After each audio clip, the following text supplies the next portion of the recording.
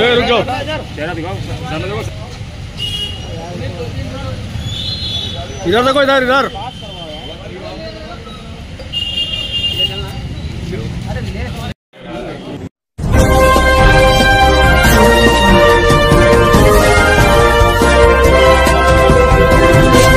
Online gaming के माध्यम से ठगी करने वाले बेतहाश बादशाह ठगों का पुलिस ने किया भंडाफोड़, 9 को किया गिरफ्तार।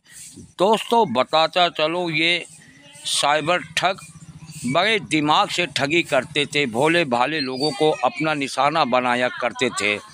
दोस्तों इनकी ठगी का भंडाफोड़ हो गया। जो आप वीडियो में देख रहे हैं इस समय, ये सीधे साधे आप देख रहे हो कितनी बड़ी तादाद में नौजवान किस तरह लोगों को ये गुमराह करके ऑनलाइन गेमिंग के माध्यम से ठगी करते थे। दोस्तों पुलिस ने 9 को गिरफ्तार किया है। इनके पास से बड़ी मात्रा में सामान और पैसे बरामद हुए हैं। बताता चलूँ आपको, 22 मोबाइल, 3,21,220 रुपये नगद, 7 ATM कार्ड, 1 कार, 3 बाइक तथा अन्य सामान भी बरामद हुए। दोस्तों बताता चलूँ ये मामला कहाँ का है। कानपुर बर्रा थाना क्षेत्र का मामला है। दोस्तों DCP साउथ कानपुर दीपेंद्र नाथ चौधरी ने मीडिया को बाइट दिया है, जो आप आगे सुनेंगे। किस तरह से ये भोले भाले लोगों को अपनी जाल में फंसाकर अपनी ठगी का शिकार करते थे और उनको ठगते थे। देखिए आगे कानपुर से चीफ ब्यूरो रुस्तम खान की एक रिपोर्ट। का कोई नाम होगा ना? All better. कितने लोग जुड़े थे उसमें? तो वहाँ से क्या आपको मिलते थे, क्या दिशा निर्देश क्या मिलते थे? ये मिलते थे कि डिपॉजिट करना है, जो चीज है उसको विड्रॉ देना, पैसे देने हैं और बस। तो इसमें क्या कोई मतलब ये होता था कि इसको हारना ही हारना है या इसको जीतना ही? जो जीतता था, जितना जीतता था उसका दिया जाता। किस किस शहर के लोग थे उसमें? All India. All India. Apps कौन कौन सी होती थी? एप्स पे साइट्स कौन कौन सी? अच्छा, ठीक, 2 मिनट का शॉप चाहिए बस।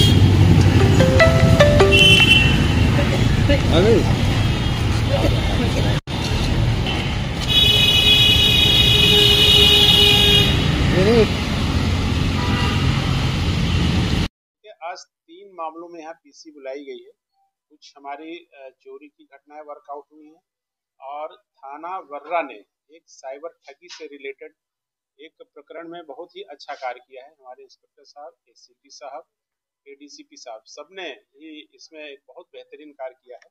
और online gaming app Kartikeya 365, lotus 365, Reddy book, Dubai XH नामक वेबसाइट एप्लीकेशन के माध्यम से ठगी करने वाले कुल 8 अभियुक्तों को आज गिरफ्तार किया गया है।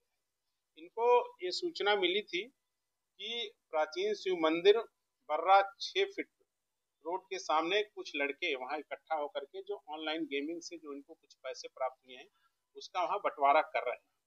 इस सूचना पर हमारी टीम वहां गई और मौके से 8 अभियुक्त गिरफ्तार किए गए हैं। और जिन सभी ने बहुत डिटेल से किस प्रकार से इस गेमिंग ऐप के माध्यम से भोले भाले लोगों को इसमें लिंक भेज करके उनको शामिल किया जाता था और किस प्रकार से उनको गेम में हरा दिया जाता था, किस प्रकार से उनको जिता दिया जाता था, क्योंकि कंट्रोल इनके पास रहता था। इसमें ये पहले थोड़ा थोड़ा अमाउंट इन्वेस्ट कराते थे, उसमें उनको जिताते थे। जब आदमी थोड़ा थोड़ा पैसा जीतने लगता था तो उससे उसका थोड़ा उत्साह बढ़ता था। फिर बाद में जब लंबा अमाउंट को इन्वेस्ट करता था, फिर कंट्रोल चूंकि इनके पास था उसमें उसको हरा देते थे और वो पैसा फिर डिफरेंट अकाउंट में ये लेते थे, यूज करते थे। और इसमें मैंने इस प्रेस नोट में बहुत डिटेल में आपको इनका मोडस लिखा है कि किस प्रकार से साइबर ठगी करते थे। ये प्रधानमंत्री योजना के अंतर्गत जो अकाउंट खुलते थे उनको भी हायर करते थे। इसके अलावा कुछ डमी अकाउंट भी ये लोग लेते थे, जैसे किसी गरीब आदमी भट्टे वाला या ऐसा कोई झुग्गी वाला जिसके अकाउंट को प्रयोग करते थे उसका एटीएम, पासबुक और सारा ओटीपी वगैरह, कोड वगैरह सब ले लेते थे और उसके माध्यम से उस अकाउंट को यूज करते हुए वो सारा पैसा विड्रॉ कर लेते थे। अब इसमें 8 अभियुक्त जो गिरफ्तार हुए हैं उसमें जो सरगना इनका सबसे प्रमुख सरगना वो तो अभी फरार है, जिसका नाम है सुल्तान मिर्जा उर्फ अभय शुक्ला, जो इस पूरे गैंग का कम से कम इस डिस्ट्रिक्ट का सरगना है, जो स्वरूप नगर थाना क्षेत्र का रहने वाला है, उसी हम लोग तलाश कर रहे हैं। इसके अलावा जो इनका सेकंड जो सरगना है सिद्धार्थ विश्वकर्मा, जो कि बीसीए का छात्र है और उसको कंप्यूटर एप्लीकेशंस की एक अच्छी जानकारी थी।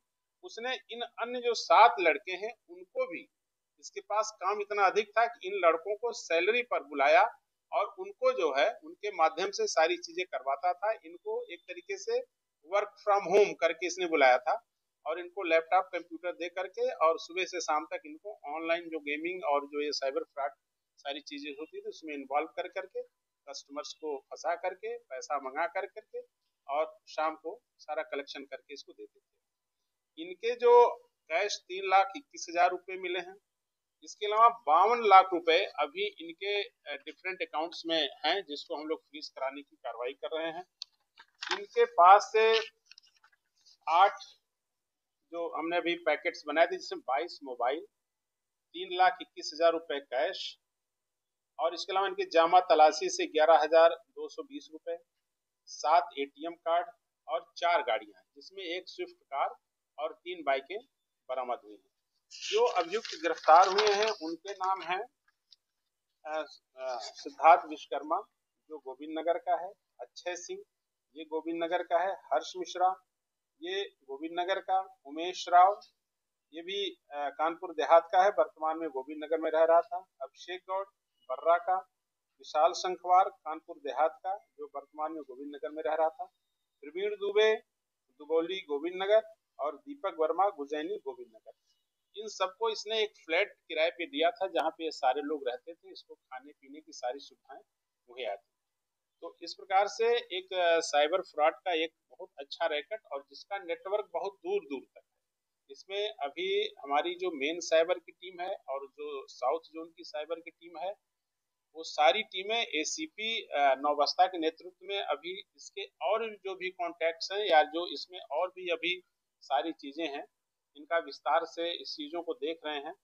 एटीएम किसके हैं और अकाउंट किसके किसके इसमें डमी अकाउंट्स प्रयोग में हुए हैं और कौन कौन अन्य लोग इस पूरे मतलब रैकेट में शामिल हैं, इन सारी चीजों की जानकारी कर रहे हैं। अभी तो ये बहुत ही प्रारंभिक जांच है जिसमें इतने लोग गिरफ्तार हुए हैं। इसमें अभी अन्य जो भी लोग शामिल हैं उनकी सबकी गिरफ्तारी की जाएगी।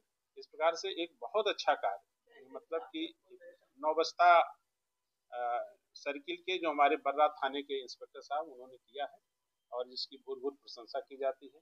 उत्साह वर्धन हेतु 15,000 रुपए का पुरस्कार इस पूरी टीम को दिया जा रहा है और ये अपेक्षा भी अभी की जा रही है सभी से कि इस पूरे रैकेट में और जो लोग भी शामिल हैं उनको पकड़े और इस संपूर्ण रैकेट का पर्दाफाश करें। इनका कोई आपराधिक इतिहास नहीं, इसमें सुल्तान मिर्जा के बारे में हम लोग पता कर रहे हैं, लेकिन बाकी सब लड़के इनका इस तरह से साइबर फ्रॉड से रिलेटेड कोई अपराध नहीं फिलहाल हमारे रिकॉर्ड में, लेकिन हम लोग अन्य जनपदों से भी इसकी जानकारी करा रहे हैं। और ये संज्ञान में कुछ इनकी अपनी मुखबिरी थी और कुछ इनके और जो सोर्सेस थे उसके माध्यम से इनको पता चला। इसमें अभी कोई एफआईआर अलग से नहीं आई है, लेकिन हमें उम्मीद है कि जो लोग इसके शिकार हुए हैं निश्चित तौर से हमारे सामने आएंगे। अगर आते हैं तो उनकी भी एफआईआर दर्ज करके इसमें